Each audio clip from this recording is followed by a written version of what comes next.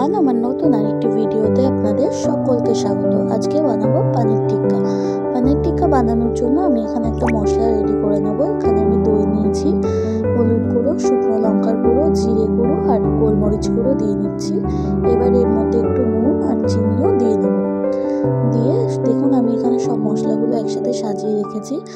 এখানে পনির কিউব করে কেটে নিয়েছি, ক্যাপসিকাম আর টমেটো আর পেঁয়াজও কিউব করে কাটা।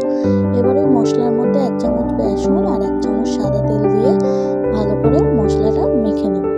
তো দেখুন আমার মশলাটা এখানে ভালো করে ফেটানো হয়ে গেছে। এবার প্রথমে পনিরগুলো এবার ওর মধ্যে পেঁয়াজ, ক্যাপসিকাম আর টমেটোগুলো দিয়ে ভালো করে মশলার সাথে মেখে নেব। ভালো করে মশলাটা মাখিয়ে নিয়ে আধ ঘন্টা মতন আমি এটা রেস্টে দিয়ে দেবো।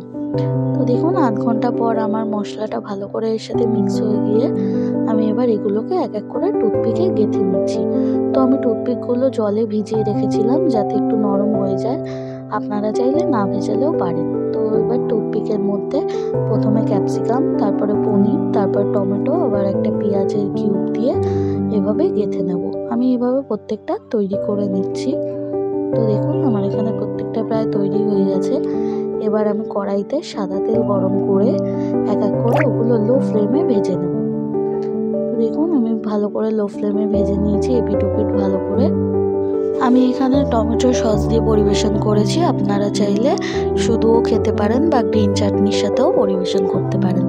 ভিডিওটি কেমন লাগলো অবশ্যই কমেন্ট করে জানাবেন। ভালো লাগলে একটা লাইক, শেয়ার ও সাবস্ক্রাইব করে পাশে থাকবেন।